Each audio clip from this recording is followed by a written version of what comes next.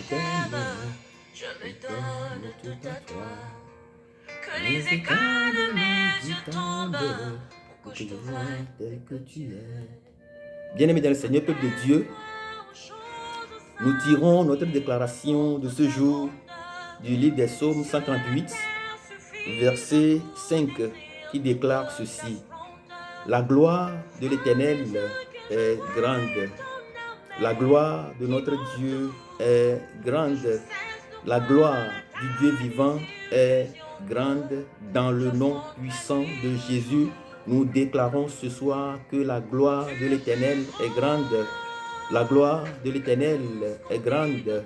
La gloire de l'Éternel est grande dans nos maisons. Elle est grande pour nous en toutes choses. Dans le nom puissant de Jésus, nous déclarons la gloire de notre Dieu. Nous déclarons qu'elle est grande pour nous. Notre Dieu a une gloire immense et l'immensité de sa gloire chasse les ténèbres de nos vies ce soir.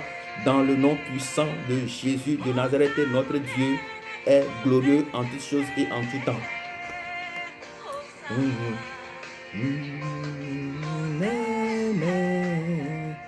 Bien-aimés dans le Seigneur, peuple de Dieu, aujourd'hui, nous allons parler de la méditation.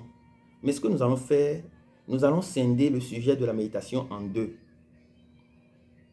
La première partie, nous allons voir aujourd'hui quelles sont les attitudes à entretenir, les attitudes que nous devons normalement avoir afin de pouvoir nous engager dans une méditation, afin de pouvoir nous engager véritablement dans la méditation de la parole de Dieu qui nous amène dans les hauteurs, qui nous amène à marcher dans le surnaturel, qui nous amène à marcher dans le spirituel, qui nous amène à marcher dans la victoire, à marcher dans la domination de tout ce qui nous entoure. Bien-aimés dans le Seigneur, peuple de Dieu, quelles sont donc ces attitudes à entretenir? Quelles sont les attitudes que nous devons normalement avoir? La première attitude que nous devons tous avoir en tant que chrétiens, en tant que les enfants de Dieu, la première attitude que nous devons normalement avoir, c'est donc une prise de conscience. Nous devons avoir une véritable prise de conscience par rapport à ce que nous vivons. Prise de conscience, par rapport à la parole de Dieu. Nous devons prendre conscience que la parole de Dieu a en elle toutes les promesses. Jean va déclarer que la parole était au commencement. C'est à travers la parole que tout a été fait. C'est la parole qui est la lumière et en elle est la vie de tous les hommes. Et donc, nous devons prendre conscience de cette parole-là.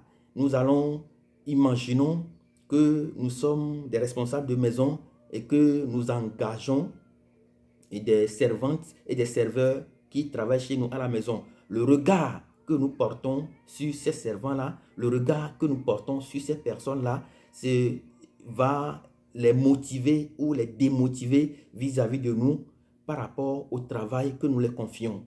De la même manière, lorsque nous posons un regard, et un regard vif, un regard de confiance, un regard de crédibilité, un regard de confiance sur la parole de Dieu, tout commence par véritablement changer en nous. Bien dans le Seigneur, peuple de Dieu, nous devons donc, la première des choses que nous devons faire, c'est donc de prendre conscience de l'importance de la parole de Dieu, de prendre conscience de cette parole de Dieu qui retient, qui regorge plein de mystères, qui a la capacité de nous guérir. Psaume 107, ils sont dans le désert, ils ont crié vers l'Éternel. L'Éternel a envoyé sa parole les guérir. La parole qui guérit, la parole qui est une épée à double tranchante qui descend, qui sépare l'âme et l'esprit. Et donc, la parole, elle est tellement puissante et nous devons prendre conscience de cette parole. Lorsque nous voyons, par exemple, dans le livre de Matthieu 13, verset 44, nous allons voir l'histoire de cet homme dont parlait Jésus, l'histoire de cet homme qui a trouvé un trésor dans son champ. Et qu'est-ce qu'il a fait? La Bible déclare que lorsqu'il a trouvé le trésor dans le champ de quelqu'un, il a d'abord pris conscience de ce qui se passe. Il a d'abord pris conscience de la valeur là la valeur de ce trésor-là. Et qu'est-ce qu'il a fait? Il est retourné chez lui. Il a vendu tout ce qu'il a pour pouvoir acheter ce champ qui contient un trésor. C'est de la même manière que nous devons véritablement prendre conscience de la puissance de la parole de Dieu à nous guérir, de la puissance de la parole de Dieu à nous changer, de la puissance de la parole de Dieu à nous transformer, de la puissance de la parole de Dieu à nous élever à la statue parfaite de Jésus-Christ, afin de pouvoir véritablement nous engager dans la méditation de cette parole-là. C'est donc la première attitude que nous devons entretenir, cette prise de conscience qui, en deuxième chose, va s'accompagner de notre honnêteté. Lorsque nous prenons conscience de la puissance de cette parole de Dieu, nous prenons conscience de la faveur que regorge la parole de Dieu, nous prenons conscience de l'amour, la miséricorde, la bonté qui se retrouve dans la parole de Dieu, eh bien, nous devons cultiver cette attitude d'honnêteté. Nous devons être honnêtes vis-à-vis de cette parole, être honnête vis-à-vis de cette parole-là et commencer véritablement par penser à opérer des changements dans notre vie. La deuxième chose, c'est donc de commencer véritablement par mettre de l'ordre, avoir d'abord une attitude d'honnêteté qui nous permet de commencer véritablement par mettre de l'ordre dans notre vie, être prêt au changement. Et donc la première attitude, nous avons dit que la première attitude, c'est donc de prendre conscience de l'importance de la parole de Dieu, du mystère que regorge la parole de Dieu, de la puissance que regorge la parole de Dieu. La deuxième chose, c'est d'être honnête, véritablement être honnête vis-à-vis de nous, vis-à-vis de la parole, et de voir qu'est-ce que nous devons véritablement changer en nous, qu'est-ce qui doit changer en nous, qu'est-ce que nous devons dégager, qu'est-ce que nous devons laisser en nous, afin de pouvoir marcher dans cette parole de Dieu qui nous confère le pouvoir de devenir enfant de Dieu. Bien-aimés dans le Seigneur, peuple de Dieu, la troisième chose que nous devons avoir, la troisième attitude que nous devons normalement avoir, c'est de s'éloigner de la distraction. Le monde nous fait voir beaucoup de spectacles aujourd'hui. Il y a beaucoup de choses dans le monde aujourd'hui qui nous distraient. Et donc, nous sommes trop dans la distraction, nous sommes trop dans le bruit, nous sommes trop dans le stress, ce qui fait que finalement, nous n'arrivons pas véritablement à nous asseoir pour pouvoir faire une bonne méditation. Bien aimé dans le Seigneur, peuple de Dieu, la troisième attitude à entretenir, c'est donc de s'éloigner de la distraction, de s'éloigner du bruit. La Bible déclare dans le livre de Psaume 1 que heureux celui qui ne s'assoit pas dans la bande des moqueurs. Heureux celui qui ne s'assoit pas dans la bande des moqueurs, celui-là qui se retire de la bande des moqueurs, celui-là qui se retire du bruit, celui-là qui se retire de tout ce qui ne confesse pas le nom de Dieu, celui-là qui se retire de tout ce qui peut faire obstacle à sa vie. Bien-aimé dans le Seigneur, peuple de Dieu, la distraction nous empêche de rentrer véritablement dans la méditation. Et donc, lorsque nous voulons véritablement faire la méditation, rentrer dans la méditation de la parole de Dieu qui doit changer, opérer des choses en nous, eh bien, nous devons entretenir cette attitude-là de nous éloigner de la distraction et afin de pouvoir nous préparer véritablement à nous engager dans une bonne méditation. La quatrième chose, bien aimé dans le Seigneur, peuple de Dieu, que nous devons avoir, quatrième attitude que nous devons avoir pour véritablement nous engager dans la méditation, c'est donc la concentration. Nous devons nous asseoir. Lorsque nous prenons Luc 1, le livre de l'évangile de Luc 15, versets 11 à 32, nous voyons l'histoire de l'enfant prodigue. La Bible déclare à partir du 17e verset que notre ami, l'enfant prodigue, il a commencé par réfléchir. Il s'est assis et il a commencé par réfléchir.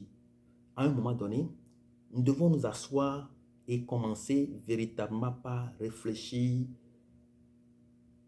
une attitude que nous devons entretenir, qui doit nous amener à la méditation. Combien d'entre nous sont prêts à s'asseoir véritablement et à réfléchir. La Bible déclare que notre ami enfant prodigue, il s'est assis, il a commencé par réfléchir. Nous devons véritablement nous asseoir, nous concentrer et commencer par réfléchir. Eh bien, c'est la quatrième attitude que nous devons normalement avoir afin de pouvoir nous engager dans la méditation. La cinquième attitude que nous devons avoir, bien aimé dans le Seigneur, peuple de Dieu, c'est donc le sacrifice du temps. C'est donc le sacrifice du temps. Nous devons véritablement accepter, sacrifier nos temps de distraction pour pouvoir nous asseoir, avoir ce vif désir de nous tenir devant le Dieu de gloire, Dieu dont la gloire est immense. Nous devons avoir cette attitude-là. Nous devons sacrifier, avoir entretenu cette attitude-là qui nous permet de sacrifier un maximum de temps pour notre Dieu, celui dont la gloire est immense, selon notre déclaration de foi du jour. Bien-aimés dans le Seigneur, peuple de Dieu, nous devons véritablement prendre du temps pour nous, pour Dieu, afin de pouvoir nous ressourcer dans la méditation. Donc, l'attitude là, la cinquième attitude, afin de pouvoir nous engager dans la méditation, eh bien, c'est que nous devons prendre du temps. Nous devons nous sacrifier le temps, un certain nombre de temps, le temps maximum que nous prenons dans la distraction. Nous devons sacrifier ce temps. Aujourd'hui, nous voyons combien de personnes sont complètement accros au portable, accros à l'Internet, qui sont sur l'Internet du matin jusqu'au soir. Bien-aimés dans le Seigneur, peuple de Dieu, ce sont des attitudes qui nous empêchent d'entrer véritablement dans la méditation. Et donc, nous devons entretenir un sacrifice, le sens du sacrifice de temps, afin de pouvoir véritablement nous engager dans la méditation. La sixième chose, bien-aimés dans le Seigneur, peuple de Dieu, la sixième attitude que nous devons avoir véritablement, afin de pouvoir, qui doit nous permettre, qui doit nous amener à la méditation, c'est d'accepter nos peurs. C'est d'accepter nos peurs, c'est d'accepter nos erreurs, c'est d'accepter nos fragilités, c'est d'accepter les conditions misérables que nous vivons spirituellement, c'est d'accepter de relâcher, de tout relâcher, c'est d'accepter de reprendre la route avec Jésus-Christ de Nazareth.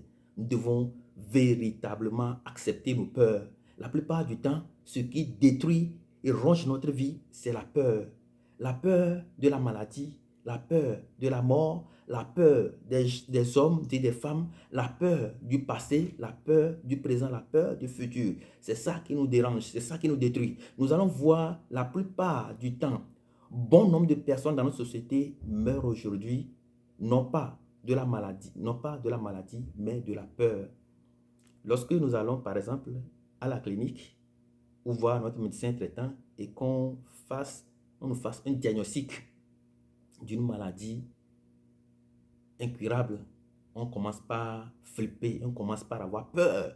Il y a la peur qui nous branle, la peur qui nous ébranle, la peur qui nous ronge intérieurement, la peur qui prend toute notre vie, la peur qui nous prend tous nos sens, qui nous prend toutes nos forces, la peur qui nous détruit complètement. C'est la peur qui tue bon nombre de personnes qui sont malades d'un certain nombre de maladies incurables. C'est la peur qui nous tue souvent. Bien aimé dans le Seigneur, peuple de Dieu, si nous voulons véritablement nous engager dans la méditation, nous devons avoir confiance en la parole de Dieu. Nous devons prendre conscience de la parole de Dieu, prendre conscience de la puissance de la parole de Dieu à nous guérir, la puissance de la parole de Dieu à nous protéger, la puissance de la parole de Dieu à nous entourer, la puissance de la parole de Dieu à nous vivifier, la puissance de la parole de Dieu à affermir notre foi. Nous devons prendre conscience de cette parole-là et nous devons relâcher la peur. Nous devons relâcher la peur de ce qu'en dira-t-on, Nous devons nous devons relâcher complètement notre vie. Nous devons relâcher tout ce que nous avons parce que nous tenons beaucoup de choses dans la main. Bien-aimés dans le Seigneur, peuple de Dieu, nous tenons aujourd'hui beaucoup de choses dans la main. Nous avons beaucoup de pensées, beaucoup de soucis. C'est ça qui fait que des fois, nous sommes tellement malades, nous sommes terriblement malades. Des fois, c'est les soucis de cette vie qui nous rendent malades. Les soucis qui, derrière les soucis, il y a un esprit de peur qui nous fait finalement, qui nous détruit peu à peu. Et donc, l'attitude que nous devons entretenir pour rentrer dans la pleine méditation, c'est donc de nous relâcher complètement, de nous libérer complètement, de nous abandonner complètement. La septième attitude que nous devons avoir véritablement pour pouvoir nous engager dans la méditation, bien évidemment, c'est un peuple de Dieu, c'est de nous débarrasser de notre ego. Nous avons un ego en nous qui nous dit que ça là, nous ne pouvons pas laisser ça tomber. Ça là, nous ne pouvons pas laisser ça tomber. Que ça là, nous ne pouvons jamais pardonner. Ça là, nous irons jusqu'au bout. Ça là, nous n'allons jamais le laisser tomber. À chaque fois que nous tenons des choses en main, à chaque fois que nous sommes orgueilleux en nous, à chaque fois que notre ego nous raconte des histoires et que nous écoutons ces histoires-là et que nous gardons ces histoires-là, nous ne pouvons véritablement nous engager dans la méditation. Parce que lorsque nous rentrons dans la méditation, nous rencontrons le Dieu des dieux, le Seigneur des seigneurs. Nous rencontrons celui-là qui nous donne le pouvoir de marcher sur le scorpion, le dragon, sur toute la puissance de l'ennemi. Et bien aimé dans le peuple de Dieu, et lorsque nous avons quelque chose dans la main, lorsque nous avons quelque chose dans notre vie qui ressemble à quelque chose que Satan détient chez lui à la maison, eh bien, nous ne pouvons pas rentrer dans le surnaturel. Lorsque nous voulons rentrer dans la méditation pour avoir le pouvoir, la puissance de marcher sur le scorpion et le dragon et de dominer le monde, et que nous continuons toujours de maintenir un certain nombre de notre ego, que nous continuons toujours de garder un certain nombre de choses en nous, nous continuons toujours de garder le corps, le pouvoir de la chair en nous, eh bien, nous ne pouvons pas absolument rentrer dans la méditation et obtenir ce que nous allons demander dans cette méditation-là. Et donc, notre ego nous empêche véritablement d'avancer. Notre ego nous empêche véritablement d'aller jusqu'au bout de nos efforts. Notre ego nous empêche de rentrer dans la méditation. Notre ego nous empêche de rentrer, de rencontrer Dieu. La Bible déclare que notre Dieu résiste aux orgueilleux. Eh bien, Dieu nous appelle à relâcher, à tout relâcher. Dieu nous appelle à passer outre ça. Dieu nous appelle à aller autrement. Dieu nous appelle à nous libérer, à nous délivrer, à nous auto-délivrer nous-mêmes, à laisser nos égos et à tout abandonner et à venir à lui. La huitième attitude que nous pouvons, la dernière, en tout cas, huitième et dernière attitude que nous devons normalement avoir afin de pouvoir nous engager dans la méditation qui restaure notre âme, eh bien, c'est donc le pardon. Nous devons faire preuve de pardon. Dans la prière de notre Père, la Bible déclare: pardonne-nous nos offenses comme nous pardonnons aussi à ceux qui nous ont offensés. Bien-aimés dans le Seigneur, peuple de Dieu, pardonne-nous nos offenses comme nous pardonnons aussi à ceux qui nous ont offensés. Eh bien, si tu n'es pas capable de pardonner, tu recevras la même mesure du pardon que tu es capable de donner aux autres. Si tu es capable de donner un minimum, une graine de pardon à ton frère, eh bien, tu vas recevoir en retour ce même grain de pardon que tu as donné à ton frère. Donc, lorsque tu donnes, tu ouvres ton cœur et que tu pardonnes véritablement ton frère, bien-aimé dans le Seigneur, peuple de Dieu, tu reçois la plénitude du pardon de notre Dieu. La miséricorde de notre Dieu coule à flot dans ta vie. La miséricorde de notre Dieu coule à flot, jaillit à flot dans ton âme, dans ton esprit. La miséricorde de notre Dieu viendra rétablir, restaurer ton âme, ta vie. Mais je vais ouvrir une parenthèse pour dire, lorsque nous parlons de pardon, nous ne disons, le pardon ne veut pas dire être faible. Non, le pardon ne veut pas dire être faible du tout.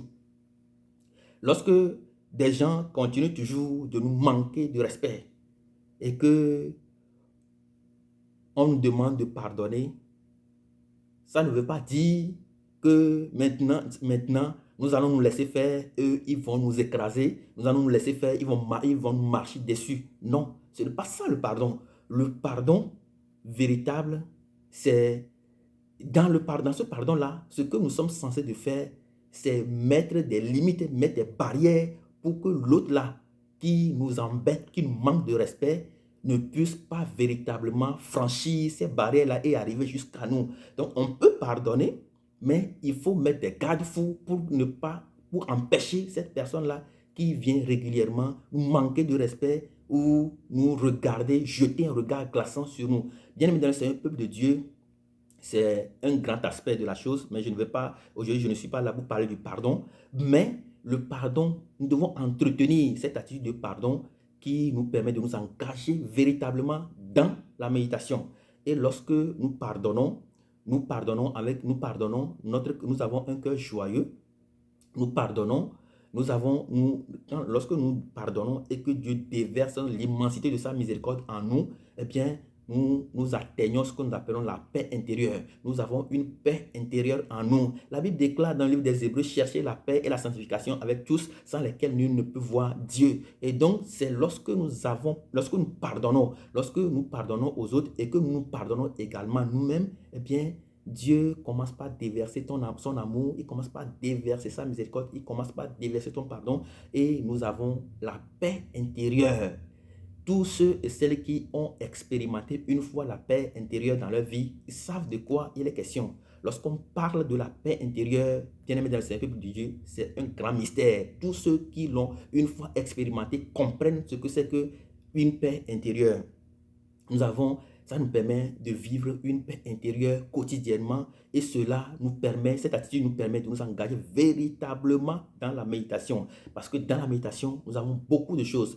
Bien-aimés dans le Seigneur, peuple de Dieu, ici, nous allons mettre fin à la séance. Nous avons pratiquement 8 à 10 attitudes que nous devons entretenir. La prise de conscience, l'honnêteté, savoir mettre de l'ordre, commencer par mettre de l'ordre dans sa vie, s'asseoir, réfléchir, faire un sacrifice du temps nécessaire afin de pouvoir encacher dans la parole de Dieu, s'éloigner de toute forme de distraction, s'éloigner du bruit, s'éloigner de la bande des moqueurs, faire le vide en soi, prendre le temps nécessaire de nous asseoir avec le Seigneur, de nous asseoir avec nous-mêmes, accepter nos peurs et les dompter. Ce sont donc ces attitudes-là qui nous pardonnent, nous débarrasser de notre ego. Ce sont donc ces attitudes-là qui nous permettent véritablement, ce sont ces attitudes-là que nous devons normalement entretenir régulièrement et en le faisant, cela nous permet de rentrer dans la méditation. Bien évidemment, c'est un peuple de Dieu. La prochaine fois, nous allons parler de la méditation proprement dite. En même temps, nous allons faire une séance pratique de la méditation, comment ça se passe et quand nous faisons une bonne méditation, le fruit que nous pouvons tirer de cette méditation-là. Dieu vous bénisse abondamment et à très bientôt.